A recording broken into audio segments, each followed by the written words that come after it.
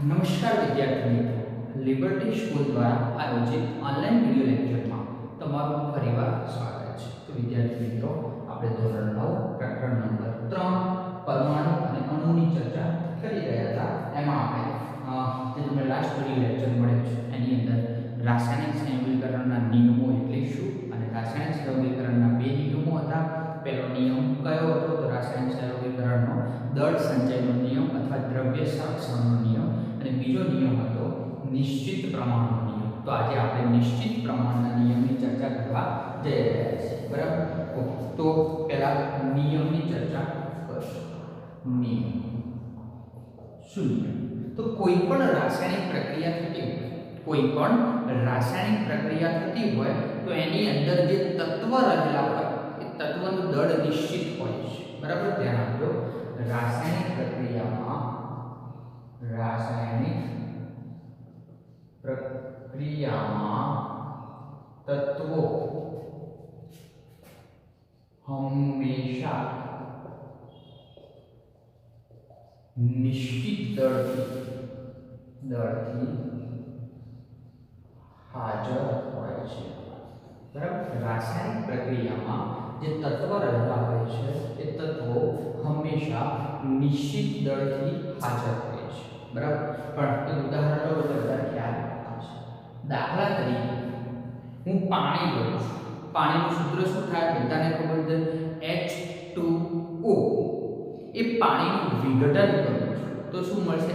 H અને oxygen, hydrogen અને oxygen મળે છે. તો બરાબર ધ્યાન આપજો કે જો પાણી આપણને અનેક સ્ત્રોતે મળે છે, પાણી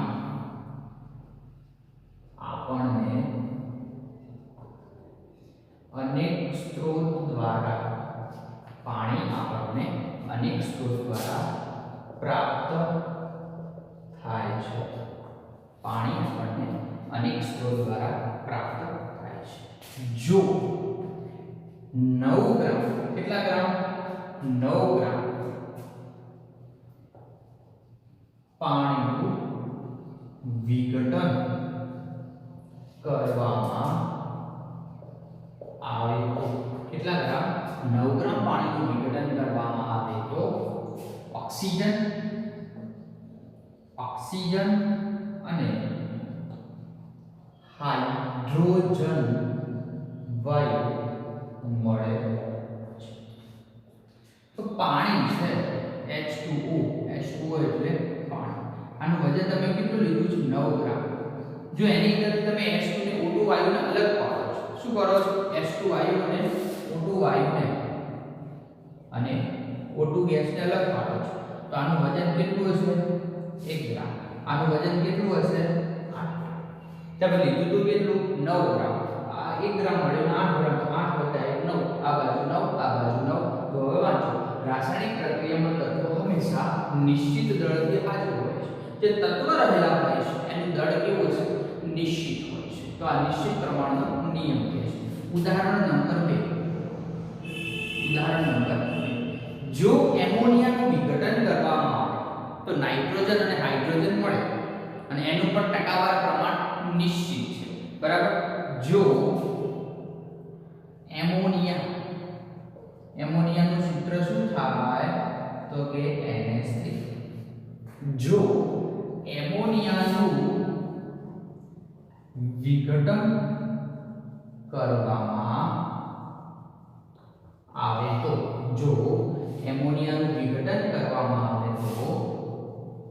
નાઇટ્રોજન અને હાઇડ્રોજન મળે છે. જો એમોનિયાનું વિઘટન કરવામાં આવે તો નાઇટ્રોજન અને હાઇડ્રોજન મળે છે. બરાબર? NH3. એમાંથી શું મળે છે? નાઇટ્રોજન અને હાઇડ્રોજન. નાઇટ્રોજન અને હાઇડ્રોજન મળે છે. બરાબર? જો આને ટકાવાર પ્રમાણની વાત કરીએ તો આનું 14 ગ્રામ હોય છે. કેટલા ગ્રામ? 14 ગ્રામ. બરાબર છે? તો વધ્યું કેટલું? 3. આનું કેટલા ગ્રામ હશે? 3 ગ્રામ. તો આપણે આ કેટલો લેવાનું છે? 17 ગ્રામ. કેટલા ગ્રામ? 17 ગ્રામ. 17 ગ્રામ એમોનિયાનું તમે વિઘટન કરો છો, N2 તમને 14 ગ્રામ અને H2 તમને 3 ગ્રામ પ્રાપ્ત થાય છે. આ વાત શાની હતી? તો કે નિશ્ચિત પ્રમાણનો નિયમ. ક્લિયર છે? ઓકે. હવે આના પછી આપણે બીજો ક્વેશ્ચન જોવાનો છે. ડાલ્ટનના નિયમની અભિધારણા સમજાવો. બહુ મસ્ત અગત્યનો ક્વેશ્ચન છે. ડાલ્ટનનો નિયમ સમજાવો. બરાબર? 500 મીટર લગી અને ડાલ્ટનનો નિયમની ચર્ચા કરવાની છે. ક્લિયર? ચાલો ક્લિયર. તો ડાલ્ટનનો નિયમ, ચલો ધ્યાન આપો. તેની અંદર આપણે 500 મીટરની ચર્ચા કરશું. પહેલો મુદ્દો આપણે એવું કહીશું કે બધા જ દ્રવ્યો એ પરમાણુના બનેલા છે. બધા જ દ્રવ્યો એ પરમાણુના બનેલા છે. પરમાણુ શું? તો પરમાણુ એ અતિ સૂક્ષ્મ નાનો અવિભાજ્ય કણ છે. બરાબર? ધ્યાન આપજો. બધા જ દ્રવ્યો, પહેલો મુદ્દો, બધા જ દ્રવ્યો પરમાણુના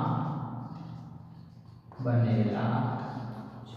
બધા જ દ્રવ્યો પરમાણુના બનેલા છે અને પરમાણુ એ અતિ સૂક્ષ્મ, પરમાણુ એ અતિ સૂક્ષ્મ અવિભાજ્ય કોણ છે. બધા જ દ્રવ્યો પરમાણુના બનેલા છે અને પરમાણુ શું છે? અતિ સૂક્ષ્મ અવિભાજ્ય કણ છે. બરાબર? ઓકે. આગળ બીજો મુદ્દો, પરમાણુ એ અતિ નાનો કણ હોવાથી, બરાબર છે, એની રાસાયણિક પ્રક્રિયા દરમિયાન પરમાણુનું રાસાયણિક પ્રક્રિયા દરમિયાન સર્જન કે વિનાશ શક્ય નથી. પરમાણુનું રાસાયણિક પ્રક્રિયા દરમિયાન એને આપણે નવો બનાવો કે એનો વિનાશ કરવો, ટૂંકમાં દ્રવ્યનું સર્જન કે વિનાશ શક્ય નથી. બરાબર છે? પરમાણુ લીધા શબ્દ શું મૂકી દેશો? દ્રવ્ય. દ્રવ્યનું સર્જન કે વિનાશ શક્ય નથી. બરાબર? પછી આપણે કોઈ એક તત્વ લઈ અને વિચારો તો કોઈ એક તત્વનો અભ્યાસ કરો તો એક તત્વના રાસાયણિક ગુણધર્મ સમાન છે. બરાબર? તો એક તત્વના પરમાણુના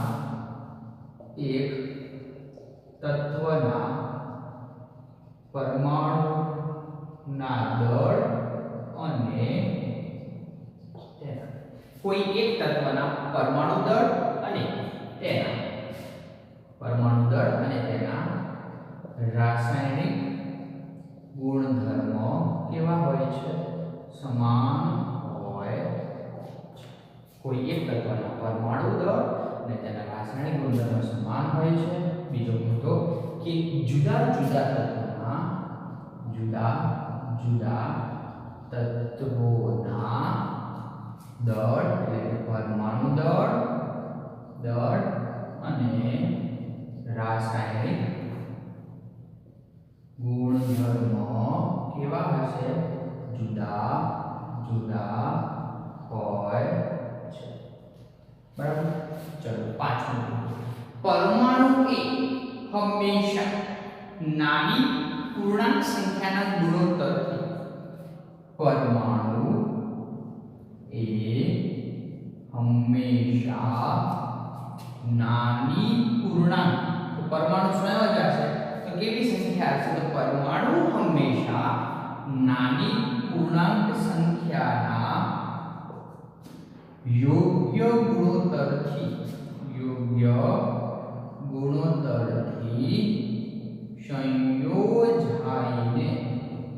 સંયોજનો બનાવે છે.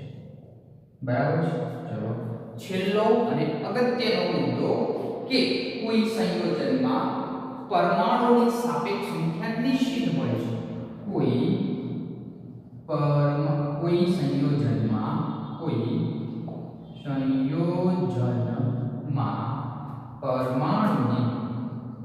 પરમાણુની સાપેક્ષ સંખ્યા, કોઈ સંયોજનમાં પરમાણુની સાપેક્ષ સંખ્યા નક્કી હોય છે.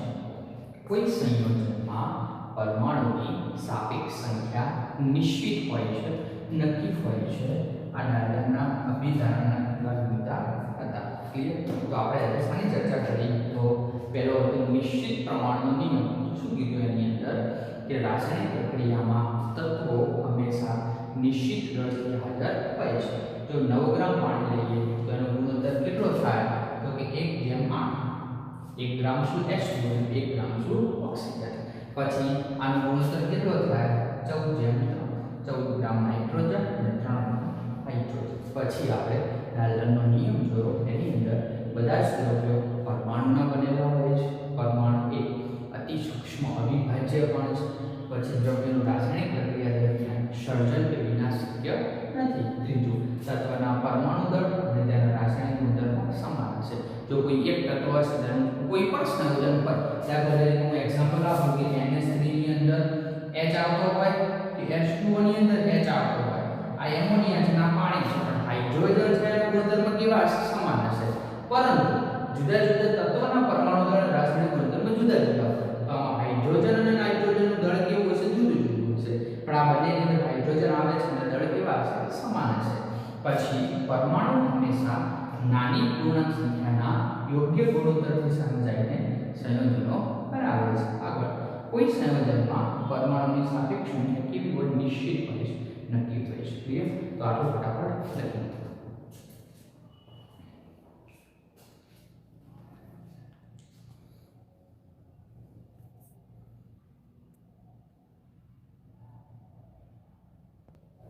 ચલો, ક્લિયર? તો તમે લખી જાશો. હવે આપણે કેટલાક ઇન્ટેક્સ ક્વેશ્ચન આપેલા છે તેના તરફ જઈએ.